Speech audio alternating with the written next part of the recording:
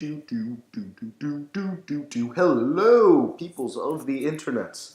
Like I said before I left, I would be away for a month, and I am. But never fear, I have returned, and the crazy Rusky that I am, stuff. Intro, that's a good one. Okay, so anyway, I actually came back a week ago, but I wanted to give myself some time to actually do stuff. Voice crack, fun. But yeah, I'll just jump right into it, into the changelog to review what I did, so you can see. If why is this spazzing out? Stop it, computer. Okay, this week didn't do too much. I did make major changes to the rendering system, as you can see, and completely overhauled the HUD systems due to how I was rendering things, which I'll talk about when I actually get to them. And I also changed the controls of the sprint function, and I made them a bit more intuitive and easier to use. And I fixed the problem with them. So I'll get into that right now when I load up the thing. And yeah, stuff going on. Okay, cool. Start. Okay, and Richard is going nuts. This is my attempt at a better AI system, and that's what I was working on for the past couple days, and it's not been particularly too successful, I wouldn't say. He does move randomly, but I have no way of delaying how fast he moves, and like actually making him pause. And I'll get into the programming of that, and like how you could possibly help if you're a programmer towards the end of the video. Okay, what else? The rendering system, which is the big fix. I made a render before. The way I would render things is I would have a specific method for rendering each size, and then like specific things for if I wanted to change in the specific entity how I was rendering it. I would have a specific method for that, and obviously that was awful for how well the game ran. So doing this fix boosted it by at least like I think 30 frames per second, which you can't see here, but normally when I'm not running the QuickTime recording stuff, the QuickTime player, to record this stuff, it's at like 100 frames per second. I can promise you that. But basically what would happen is this new system that I use also allows me to choose whether something is stuck on screen or whether it moves off of screen. Like if it sticks with me, like when I move, such as these like HUD things and menus and stuff like that, or stuff that moves off the screen, like doesn't move with you. Which is very important because the way I was doing things before was for an entity that I wanted to stick on the screen, I would say, okay, when I move right, I want you to move right at the same pace. But the problem with that was that when I would collide with stuff, half the time it would register that it would have to stop moving, and half the time it wouldn't. So it would just continue moving across the screen, and that was obviously a big bug, which I had to fix. And now with this system, I don't have to worry about it. I can move in and collide with stuff however I please, and it will be fine because it is now permanently like stuck on the screen, which is great. Another thing is that, okay, with the sprinting thing, I know you can't see the controls, but just take my word for it. The way that sprinting would work before, which, as you guys remember, is like, oh, I'm sprinting, I'm going twice as fast, but my energy is using up, right? Same system, that works the same, but the controls for it were, like WASD and like the arrow keys, that's for moving. For sprinting, you have your own set, I, J, K, and L, which is like, why would you add another 4 buttons of randomness that are only used for one thing? It's pointless. And I actually knew that when I put them in, but I didn't really have a way of like doing anything different. So finally I changed that. It was just a placeholder, but finally I've changed that where now when you're pressing WASD or the arrow keys, you can press shift, and that's what starts your sprint, which is obviously a lot more intuitive and just like easy because you don't have to move your hands around the keyboard as much. So yeah, that's all the stuff.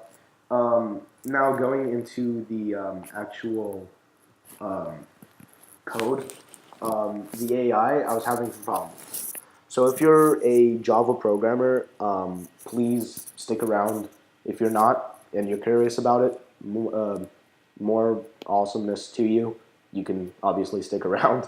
I hope that you do. So okay, the way I would that my AI works is that in the tick method, which is like obviously the update method for the bandit class, which is technically what Richard is, cutthroat bandit.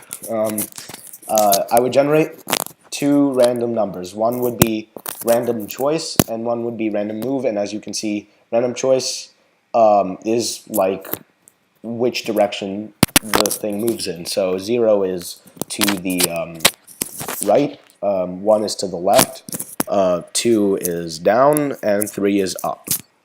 So if 0 rather, move right, blah blah blah, move left, blah blah blah blah blah blah blah. You get it. I am boring. Um, so then I would go in and say, okay, so if the random number is 0, go down and do this. So for int a equals 0, a is less than random move, a plus plus. So random move, the random number between 0 and 9, would determine how far the actual character moves, like for how many pixels. And for each of those, like 1, 2, 3, 4, it would move once. So up 1. That's how it works for everything. And the problem with this is that there's no delay. And I've tried things like thread.sleep, doesn't work, it crashes the game. I've tried things like, oh, let's put a stupidly long for loop here, like for int, like blah, blah, blah. Hopefully you can picture this and I don't have to actually write it down because I'm lazy. For int like a, if a is like less than 1,000, a plus plus. So like something where I put another for loop like in here to delay it. So between each one pixel being moved, there's a delay which won't show as like a dotting thing because it's going so fast. It would actually slow it down to the point where it would actually look normal. But that didn't work at all. It kind of, I guess, just ignores it for some reason. No idea why. But yeah. Next, I tried the same thing where after the for loop, so like for a rest between moving, that would happen. That doesn't work at all.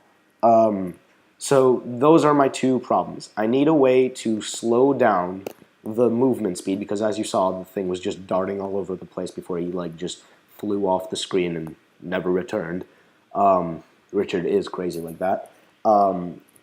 Yeah, like it's insane. It doesn't work right. It's just sort of darting all over the place. So I need a way to put a pause and sort of delay how fast he moves and put a pause between his changing direction or moving. So like he would move like say 5 tiles and then he would wait, like rest. That's what I need to figure out. Your help would be much appreciated. Leave it in the comments. That would be great. Next thing. Last thing, I promise. This video is way too long.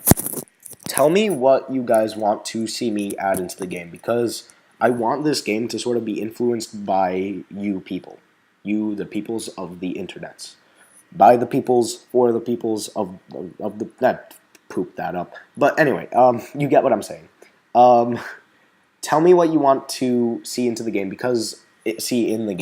Because I've gotten to the point where I kind of just want to work on whatever. Like, I'm okay with whatever. I'm trying to get AI down, but I don't know. That's kind of... I may just put that on pause because it's not really working right until I figure out what's going on. But yeah. Tell me what you guys want to see. Like, it could be something like, oh, add this character, blah, blah, blah. He's all about, like, blah, blah, blah, and blah, blah, blah, and, like, describe him or something. Or be like, oh, add the battle system finally, or add this and this, or add this system into the game. Something like that. Completely open-ended to your interpretation. Hopefully that made sense. Yeah, and as we hit the 10-minute mark, I will sign off. So... Goodbye.